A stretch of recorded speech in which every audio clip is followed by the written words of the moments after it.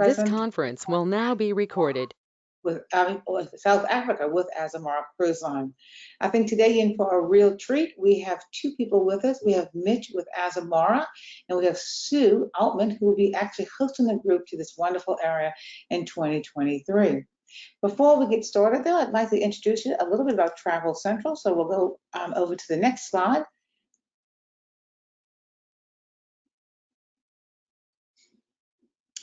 Travel Central has been in business since 1988. We've been in the New Orleans area, and our only goal as Travel Central is to offer our expertise, resources, and knowledge from the planning process of your vacation to your return home. One advisor is dedicated to you throughout your vacation who will answer questions, monitor your vacations, monitor your airline and your flights and all your schedules to ensure that if there's any changes, advocate on your behalf. Not only will the experience when you book with a Travel Center advisor be enhanced, it'll also be a lot less time consuming to you as well. In today's presentation, we do ask everyone to stay muted so that you won't interrupt the presentation. We do have a chat box for questions. We'll be reading the chat box regularly. If it's a question that we can answer during the presentation, we'll go ahead and just answer that as we go along. At the end, though, we'll make sure that get all the questions answered by our presenters, either Mitch, me, or Sue. I'm going to turn it over to Mitch now, but I just want to share that he will first start with Azamara, a very unique and excellent cruise line, and talk about that. But then he'll go on to the different experiences of each port in South Africa. The great news is that Mitch just actually did this trip in March of 2019, so I'll be able to share some great tips and highlights and some great information so that if you want to go to South Africa, you'll have the best information possible. So with that, Mitch, I'm going to turn it over to you. Thank you.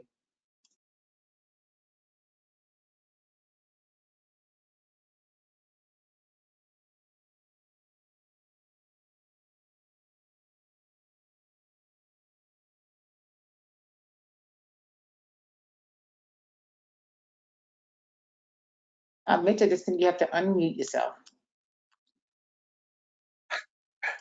I've been doing this so long. Thank you. So sorry about that. But thank you, Melinda. Many of you may not be familiar with Azamara. Azamara is a relatively young cruise line. We actually were launched back in 2007. We were actually started by the Royal Caribbean Group, and originally we were going to be part of the Celebrity Fleet. However, the decision back in 2007 was to create a standalone brand, simply because the ships were so unique and so special at that time. Azamara was launched as a two-ship operation. Back in 2018, we had the opportunity to purchase our third ship, the Azamara Pursuit, and we launched her in 2018. And most recently, we announced the purchase of our fourth ship. She will join us next year in May in Europe, and that will be the Azamara Onward. But let me talk a little bit about Azamara, what really makes us unique. It's really all about what we call destination immersion. And simply what destination immersion means is that when you take and you scrutinize our itineraries, and what you're going to find is more time in the destinations. Not only more time at the destinations, but Azamara offers more overnight stays and more late night stays than any other cruise product, making us really the closest cruise vacation experience to a land package. Yet we're a much greater value, and you don't have to live out of your suitcase. Because our ships are smaller, they're only 30,000 gross registered tons. That equates to 700 guests and 408 crew members. Because we are smaller, approximately 65% of the ports of call that we go to, you would never be able to go there on a mainstream cruise line simply because they can't fit. And being in so many destinations around the world after dark really allows just an incredible opportunity to experience these destinations and give you a whole different perspective in the evening after the sun sets. And you're going to find that on almost all of our cruises across the world. And it allows for our guests to tour at night. Azamara is also more inclusive. We include gratuities. We include food. Not only do we include the food, obviously, but we also include beverages. And that includes standard hard spirits, a selection of wines by the glass, selection of beer, bottled water, soft drinks, specialty coffees. And my friends, that's any time the bars are open. So there really is no nickel and diming. On every voyage, 7 nights and longer, we also include an Azamazing evening event. It's truly an authentic cultural event at one of the destinations that we either overnight in or we have a late night departure. And then lastly, 9 times out of 10, we're either going to be docked right in the center of town or we will tender our guests right to the center of town. On occasion, the port may be a few miles from the center of town. And when that is the case, we do offer complimentary shuttle services to and from the center of town. That really is a great benefit because you don't have to rely on public transportation or hiring a taxi cab. Give me 1 second here. Slide does not want to advance. There we go. And here's just some examples of our overnight stays in various destinations around the world. But our ships are truly your floating boutique hotels at sea, and they're very welcoming. And the ships underwent major renovations a few years back. We spent millions of dollars. And what you're going to find on the ships is a very contemporary, light, organic decor throughout. Our accommodations on the ships, we offer a variety of suite accommodations. The beautiful thing about these vessels, the way they were constructed, is that 90% of the staterooms are exterior facing. And of those that are exterior facing, approximately 85% have balconies. So balconies are very plentiful on our ships. And as you can see, all of the stateroom accommodations are very accommodating. As far as the public areas, we have a beautiful outdoor pool deck area. We have wonderful lounge spaces, including the living room. The living room is our lounge on our upper deck with 3 sides of floor to ceiling windows. During the day, it's a rather quiet area, but in the late afternoon, we set up a wine tasting and tapas. At 6 o'clock, we have our trio that will play for pre-dinner cocktails and perhaps some dancing. And then at 10 o'clock at night, it converts to our dance club with a DJ playing music to the wee hours of the morning. The Den is one of our other lounges. It's right in the center of the ship. It's right in the middle between our cabaret show lounge and our main dining room. And this is a very popular gathering place during the evenings or the days at sea as well. We have a full service spa and fitness center. So any spa treatments you want to have, you're going to be able to take advantage of that. We also in our fitness center, there is no charge for the classes. So if you want to do yoga or you want to do spin class, there's absolutely no charge for that. The entertainment on the Azamara is really quite remarkable. We have our cabaret show lounge. The beautiful thing about the cabaret show lounge, you're not going to be in a big auditorium theater seated with thousands of other guests. It's much smaller, much more intimate. You're going to be seated at cocktail round tables. We have our own singers and dancers. We have our own orchestra. We have our own production shows. And the beautiful thing about being on Azamara is every night there's going to be some form of entertainment. It could be a production show. It could be a guest performer. It could be the Azamazing evening, which will be off the ship. But you don't necessarily have to be reliant on the entertainment on the ship because quite often we're at port in the evening. So if you're like me, I prefer to really take advantage of being at the wonderful destinations after dark. Dining on Azamara is really quite superlative. Number one, it is country casual attire. There's no dress up, no formal nights, and it is open seating. So you can eat when you want and with whom you want. Discoveries is our main dining room, open for breakfast, lunch, and dinner. And then we also have 2 specialty dining rooms. Prime C is our steakhouse, and Aquilina is our Italian restaurant. Those are reservations only. It is a surcharge of $30 per person. You make the reservations when you first board the ship. If you're in a suite, it is complimentary. So suite guests can eat in specialty dining every night if they so choose. We also have several casual areas, including Mosaic Cafe, which is really in the center of the ship. We have snacks throughout the day.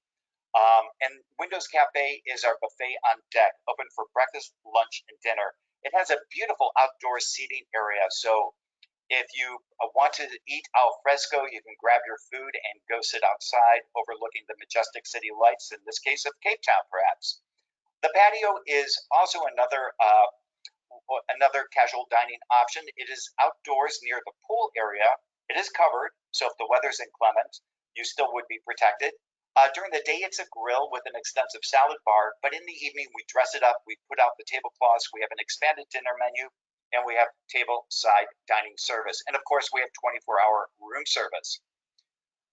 With Azamara, we call on all 7 continents. We cover the globe.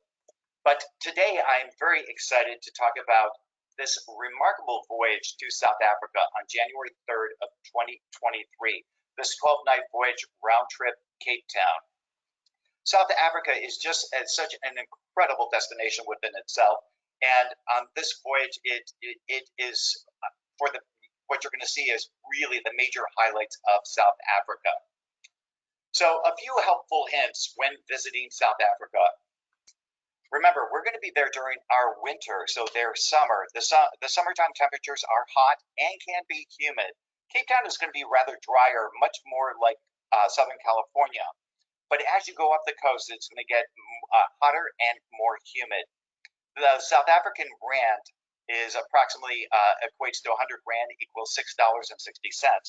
The dollar goes very far in South Africa, and that's one thing you're definitely going to see. Your U.S. dollar goes very, very far. Great buying power.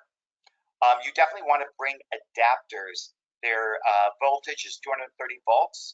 And the plug types are the D and M plug types, the 3 prongs. No yellow fever vaccines are required, but make sure you also bring insect repellent with DEET. You definitely will be appreciative that you brought that when you go out into the bush. What to wear? Definitely cottons, linens, dry fit materials, khakis, cargo pants with the zip-off shorts, long sleeve shirts for the morning protection from the sun, lightweight rain gear, but absolutely do not forget a sun hat. That definitely is a must. And of course, you want to bring sturdy footwear, preferably hiking shoes. So let's take a little closer peek at the game drives and what to expect on a game drive. With rare exception, you can expect to sit in an open vehicle a little higher off the ground with staggered stadium-like seating. Some have covered tops, as you can see in this photo. Most are easier to climb in and out, closer to the driver's seat. If you want to be in the back, you need to be able to step high up into the running board and swing your leg over. No one wins a prize for gracefulness climbing in and out, I can assure you that. But guests need to be agile to get in and out of the vehicle no matter where they sit.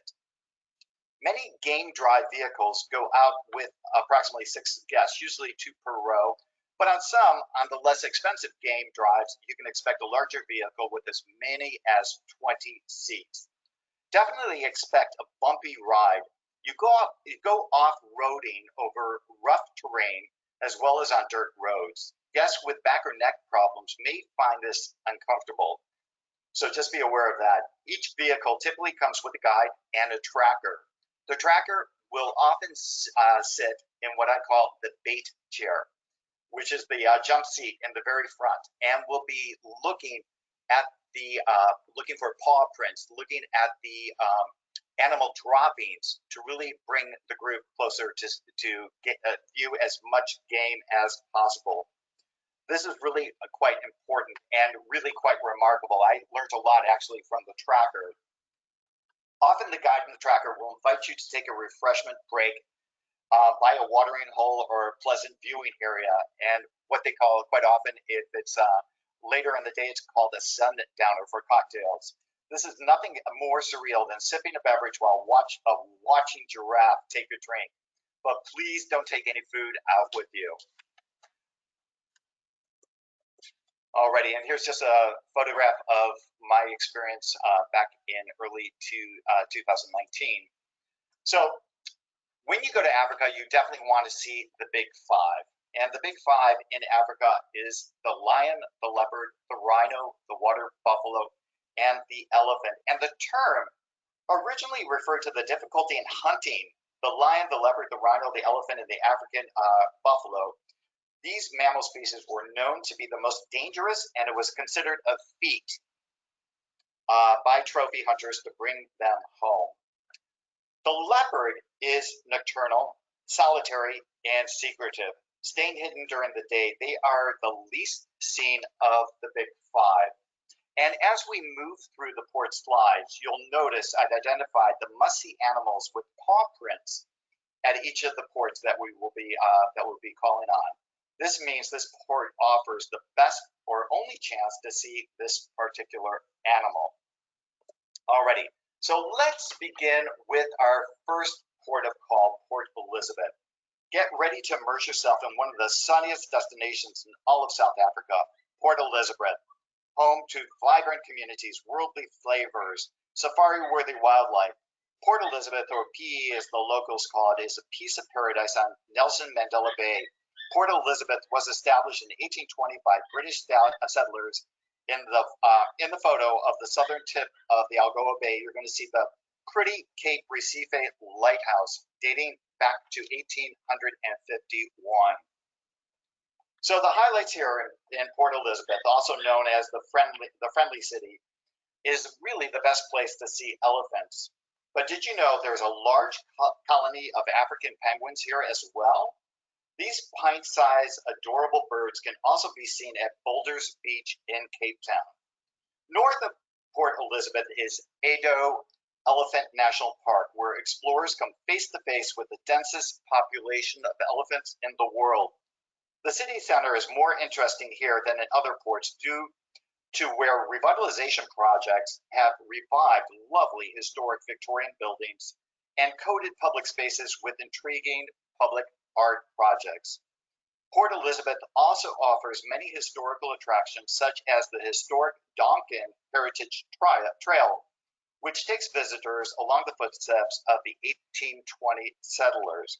Contrary to popular belief, Port Elizabeth is not named after the British monarch of the same name, but after the wife of Ruthven Donkin, acting governor of the Cape Colony in 1820, when the town was first established. Alrighty, so here's some views of Edo Elephant Park. This national park is just 45 minutes outside of Port Elizabeth. It's a can't miss excursion because it offers one of the largest concentrations of elephants within all of Africa. You're pretty much guaranteed elephant encounters. Apart from the big five, also look out for hyenas, zebras, antelopes, and warthogs. Massive Edo is nearly 445,000 acres in size. It's South Africa's third largest national park. So really quite remarkable. And then also some of the other incredible Victorian buildings, you're going to be able to see historic sites and a great collection of engaging art projects. The 170-foot tall Campanile Memorial commemorates the rugged souls who settled here in 1820. Deeper into the city, you're going to find St. Mary's Cathedral, the City Hall building, the public library, the old Mayor's Garden. You can stroll past the Opera House on your way to Donkin Memorial, a stone pyramid, honoring the very Elizabeth from whom Port Elizabeth takes its name. You can also climb to Fort Frederick for excellent views of the coastline and also the ship. Blue flag status is a global accolade awarded to beaches that meet strict environmental, water quality, and security criteria. And the good news is Port Elizabeth currently has 3. Kings Beach, Hobie Beach, and Humewood Beach all have clean, sandy shores where visitors can stretch out, work on their tan. The Indian Ocean is usually warm enough for a dip and safe to swim. You'll find Hobie Beach next to the Boardwalk Shopping Center, Casino, and Entertainment Complex. And as we move up the coast, where next stop is going to be East London. With the rugged and aptly named Wild Coast to the north and the Sunshine Coast to the south, you can immerse yourself into the surrounding scenic beauty of East London, affectionately known as the Buffalo City. With an African backdrop, English connections extend beyond the city name, and traces of German heritage are also seen in this well-preserved, charming 19th century architecture. As South Africa's only river port, East London's prime location between the Buffalo and Nahoon rivers offers breathtaking wildlife safaris, and the Amatola Mountains inland and some of the world's finest beaches in each direction on the coast, unspoiled, uncrowded, sweeping white sands and dunes, are the perfect place to stroll, swim, snorkel, bird watch, or just worship the golden sun. East London is an industrial port. It isn't a very pretty city. Guests venturing ashore independently can take short strolls into the city's center, where they'll find the East London Aquarium, the East London Museum, which is small but home to the world's only surviving dodo egg. Its colonial history is still seen today in the designs of the 1921 built museum and the East London City Hall on Oxford Street, built in 1897, in the 60th year of Queen Victoria's reign. Today, the City Hall is graced with the statue of the martyred activist Stephen Biko. This is the only port that offers a chance to see white lions in the wild. Nestled along South Africa's breathtaking wild coast, Inkwenkwezi Private Game Reserve is a private game reserve which boasts 4 of the big 5. No elephants here, so hopefully you've already seen elephants at the Edo Elephant Park the day before. But Inkwenkwezi is situated in a prime malaria-free zone in the Eastern Cape province and offers many unique opportunities as it encompasses 5 different regional ecosystems and a tidal estuary. It's just over a mile from the ocean, and what sets Inkwenkwezi apart is the unique aspects of the game reserve. Apart from being a conventional Big 4 game reserve with lions, leopards, water buffalo, and rhino, we also have a genuine and rare opportunity to see white lions. What is meant by genuine is that the white lions are not albino lions. They are actually light colored. Keep your eyes out for giraffe, wildebeest, and zebra as well. Inkwenkwezi is home to 286 species of birds, including ostriches, making it a must-see for bird watchers.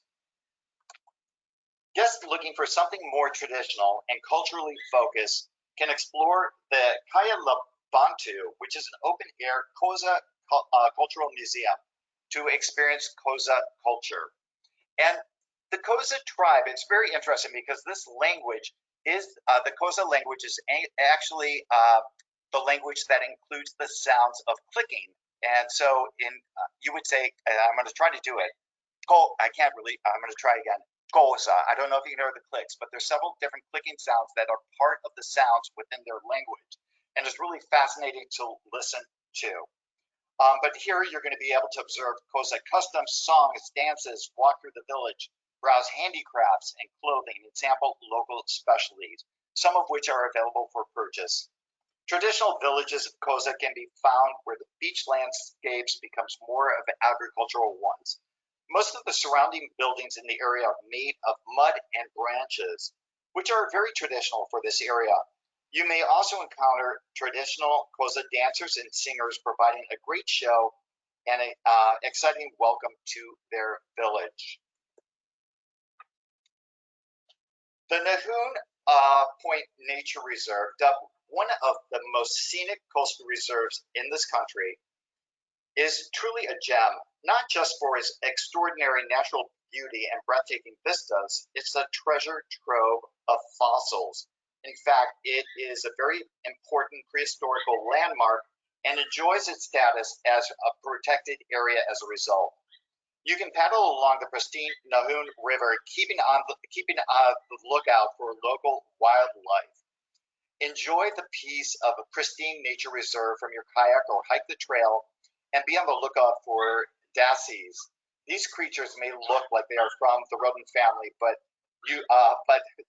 they are the closest living relative to elephants. The reserve has built a series of boardwalks that are perched above the fragile dune vegetations and allow visitors to be part of the splendor without damaging the plants or the habitat beneath their feet. Our next stop is going to be Maputo, Mozambique. Maputo was settled by the Portuguese in the 1700s. Centuries of travel and trade from Africa, Asia, and Europe created Maputo's vibrant, diverse cultural scene. Easily explored by foot, Maputo's old town stretches northeast from the port to the city's most prominent street, Avenida Julius Nyerere, parallels the coastline and passes the sprawling residential palaces and stunning Hotel Polana. Must-see monuments include the City Hall, the Maputo Rail Station, Independence Square, Tunduro Gardens, and the Fort of Maputo, built in 1867, which still holds remnants of Portugal's conquest and military equipment. Alrighty. So Maputo was discovered by Vasco da Gama in 1498 and is known as an aesthetically attractive, if dilapidated, city with wide avenues lined with jacaranda and acacia trees. It has earned the nickname City of Acacias and the Pearl of the Indian Ocean. The city is known for its distinct eclectic architecture of rising modern towers, Soviet-style apartment buildings, and fading Portuguese colonial era buildings. Maputo has seen an economic revival fueled by new natural resource-driven investments from the Chinese, a welcome reprieve from the 16-year-old civil war that ended in 1992. You'll hear people conversing in Bantu, which is the indigenous language, Portuguese, Arabic, Indian, and Chinese languages as you explore the sites and culture. In addition to the many Catholic churches, there are several mosques in Maputo. And so the original, you're going to see a mixture of cathedral towers and minarets, which is quite unusual. There's popularly known as the Cathedral of Our Lady of the Immaculate Conception, the Roman Catholic cathedral, is located downtown at the famous Independence Square. It was constructed in the early 20th century. Independence Square is a public square in the heart of Maputo, marked by the independence of Maputo. The famous statue of Samora Machel, the first president of Mozambique, is located in the square. Within walking distance is the Iron House and the cathedral, just located off the square. Located in the Parc des Contines, the open-air artisan market, abbreviated FEIMA, is a treasure trove of stunning handmade items. So you might want to give yourself some time to stroll around and visit the beautiful handicrafts. Sculptures, paintings, crafts, fabrics, jewelry are just a small glimpse as what you can buy here. Stall holders expect a bit of bartering, so be prepared to get into the swing of barter and make your purchase for a good price. Best of all, you're supporting the local economy and bringing home with you an authentic piece of Mozambique. The Mafala neighborhood is on the outskirts of Mozambique. Maputo, in association with the students and young professionals, is dedicated to supporting the development of Mafala by providing cultural tours to this neighborhood. They begin the tour on the main road before entering the neighborhood and show you a map where the Portuguese colonists drew a line and told local Black communities that they were not allowed to cross. Pre-independence, the white part of the city was called the Cement City, whereas the section where the Black people were ostracized had no concrete. Residents were not permitted to build buildings or housing with durable bricks or stones, only zinc shielding, wood, and other non-permanent materials.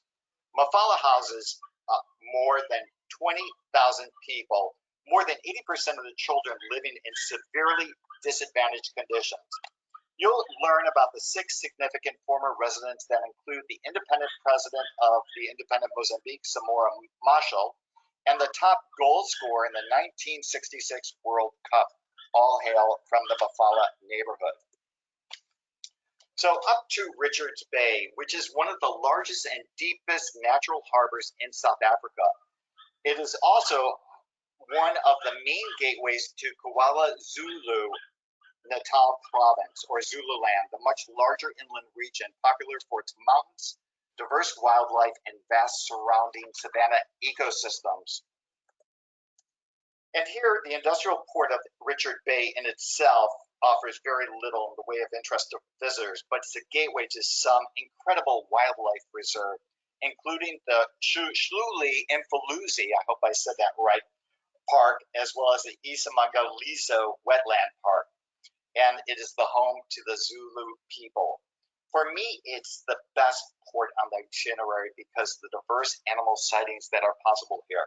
Richards Bay is one of the youngest cities in South Africa, even though it began as a makeshift harbor set up by Commodore of the Cape, Sir Frederick Richards, during the Anglo-Zulu War of 1879.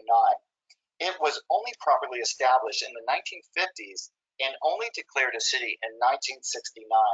As such, it has grown rapidly and has a slightly haphazard look to it with an abundance of unattractive apartheid area architecture.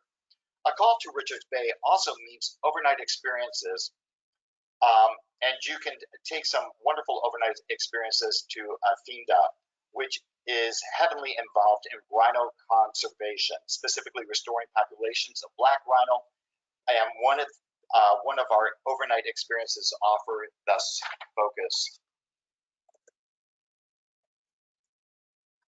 So here we go. Shashluli Mfaluzi Park, tongue twister by any means. This biologically diverse park represents one of South Africa's top game reserve. Sorry, the slide advanced there. This park offers a pleasing setting of steep cliffs, valleys, rivers, and watering holes, and wonderfully diverse flora and fauna. All about a 90-minute drive from Richards Bay. Visitors might encounter any of the big five here, along with a population of wildlife, including giraffe, antelope, and wild dogs. Now, the Isingambuluzi Wetland Park is truly quite remarkable. It is designated as a UNESCO World Heritage Site for the rich and varied ecosystems it encompasses. South Africa's first World Heritage Site, by the way. A 2-hour nature cruise on the lake St. Lucia is a highlight here, bringing visitors face to face with a group of hippos, enormous Nile crocodiles, and any of hundreds of types of birds, including flamingos, that congregate here. This park has over 135 miles of pristine ocean and coastlines. And by the way, this Isamagaliso means miracle or miraculous or wonder in English. I think it's earned that name. It has over 6,500 varieties of plant and wildlife species, including the big five, leatherback and loggerhead turtles, flamingos, and the area also includes coral reefs and marine canyons great for diving. Did you know the most dangerous animal in Africa is not the lion, nor the great white shark? It is notoriously the aggressive hippo, and you definitely want to steer clear of them if you stumble upon them on your path on land, though you'll be quite secure spotting them from the safety of a boat. So not to worry. And off to Durban. Often overlooked in favor of trendy Johannesburg or popular Cape Town, sunny Durban has been on the rise since it got revitalized to help host the 2010 World Cup, and it is an unexpected delight on any cruise to South Africa. Thanks to its golden beaches, Indian influences, and nearby natural wonder, you'll understand why South Africans love to vacation here as soon as you step on shore. Durbs, as the locals call it, home to the proud Zulu people, has the largest Indian population in Africa, weaving colonial Victorian architecture with ornate mosques and a rich tapestry of world cultures is found around every corner. It's a place where Catholic church spires mingle with minarets, where calls to prayers blend with sounds of buzzing Indian markets, where the cheers of soccer matches pulse to the rhythm of native drum beats. The bustling beachfront city of Durban is better known for its palm-fringed sandy shores, fascinating multiculturalism, than its game drives. East of the city center is the Golden Mile, known for its sandy beaches, and stroll along the broad boardwalk and watch as locals of all backgrounds play and relax, or head to the southern end of the strip and get up close and personal with amazing aquatic creatures at the Ushaka Marine World. A short drive from Durban is the Valley of 1,000 Hills, paradise for outdoor adventures, home to the traditional Zulu homesteads. You could try to tally up every rise and rock formation, but the breathtaking natural beauty will soon make you lose count. Interesting fact is that Mahatma Gandhi once lived in Durban and actually practiced law here before returning to India. On top of that, Winston Churchill was taken captive during the Boer War. He escaped and fled to Durban before returning to England. So some of the things to see and do in Durban. Nearby the city of Durban is the 7,500-acre wildlife conservancy called the Tyla Private Game Reserve. Tyla's unique landscape of grasslands, wetlands, and acacia provides haven to more than 300 types of birds, as well as big game such as rhino, hippo, water buffalo, giraffe, and antelope. It's just over an hour drive to Tala, and guests always enjoy the 2-hour game drive. At this point in the cruise, a lot of guests have many game drives under the belt, but they don't want to miss a chance at a new or favorite animal sighting and photo opportunities. So you definitely may want to consider the Tala Game Reserve. Durban Botanical Gardens was actually established in 1849 by Dr. Charles Johnston on the edge of the Berea Ridge. The 37-acre property is Durban's oldest public institution and Africa's oldest surviving botanical garden. It's a place of interest because of its many fossil plants. These pre-dinosaur plants date back 250 million years, but face possible extinction in the wild. A visit to Durban Botanical Gardens provides a rare opportunity to see these ancient plants up close. It's definitely worth a visit, in my opinion. The Golden Mile beachfront is a famous destination for joggers, surfers, sunbathers, bikers, water sports enthusiasts, and those just in the mood for a relaxed stroll. You definitely want to take in the Golden Mile. It's actually 4 miles stretch from Durban Harbor. The name stems from the golden sand beaches along the coastal edge of the city.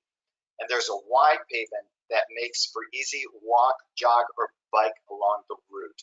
So definitely want to experience this. I consider Durban really kind of the equivalent to the Miami Beach of South Africa. Great surfing, great beaches. It's going to be hotter and more humid, very similar to Florida during the summertime. So lastly, one of my favorite destinations in South Africa is Cape Town. Tucked beneath the storied Cape of Good Hope, South Africa's capital is awash in contrast. Mountains meet oceans, warm trade winds intermingle with icy waters. It really is just such a remarkable city, and in my opinion, Cape Town is the most beautiful city on this planet. You have Table Mountain in the foreground, and here is where the Indian and the Atlantic Ocean meet. Cape Town is otherwise known as the Mother City. Interesting enough, the only colony of penguins in Africa you're going to find in Cape Town, called the Dassies. You definitely want to take advantage of Table Mountain, visit Robben Island, explore the Cape, go to the Winelands, and the ship will actually be docked at the V&A waterfront area. So very convenient to central Cape Town. Table Mountain, definitely a must-see. There's no better way to put the whole of Cape Town into perspective than by getting up high on Table Mountain. Although you can hike up, most people are going to take the cable car. It turns 360 degrees as it ascends, giving you a hint to the views to come. It's just absolutely remarkable. A couple tips.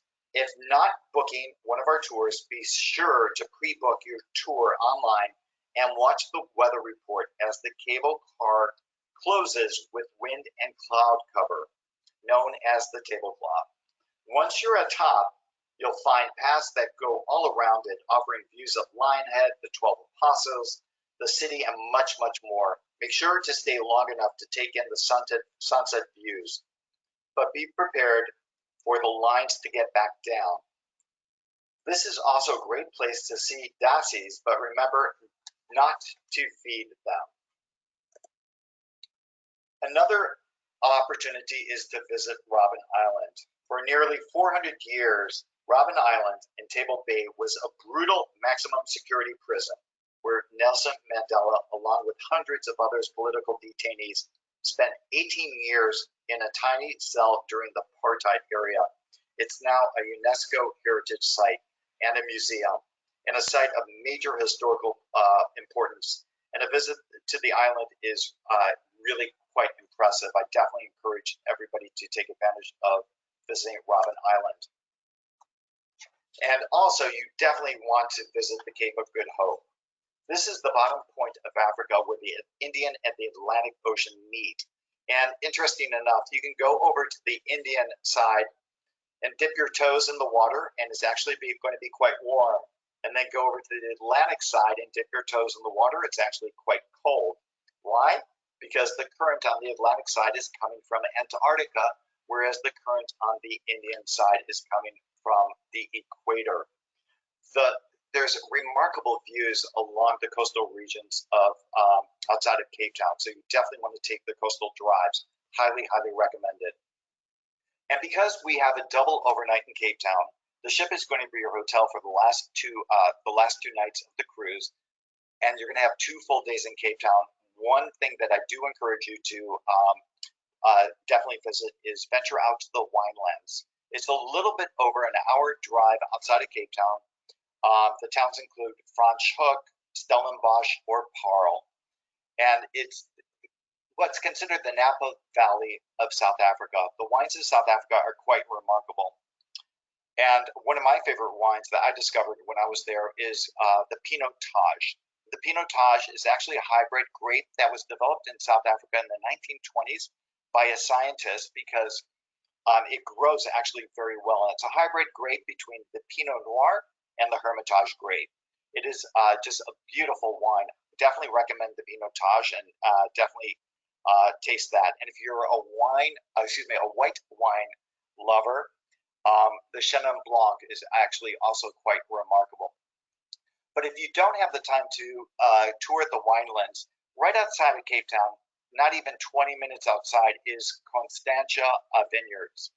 And they do offer tours to Constantia, which is also quite remarkable. So I definitely encourage you to take advantage and visit the Winelands while you're in Cape Town. And the ship actually docks right in the heart of Cape Town at the V&A waterfront. And this is a really wonderful area. Everything is at your doorstep.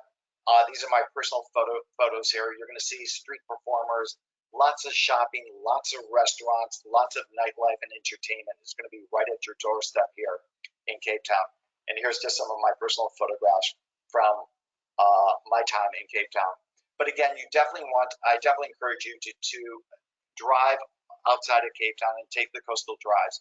It reminds me very much of the Amalfi Coast, and it's definitely worthwhile. And you're definitely going to just relish in the memories.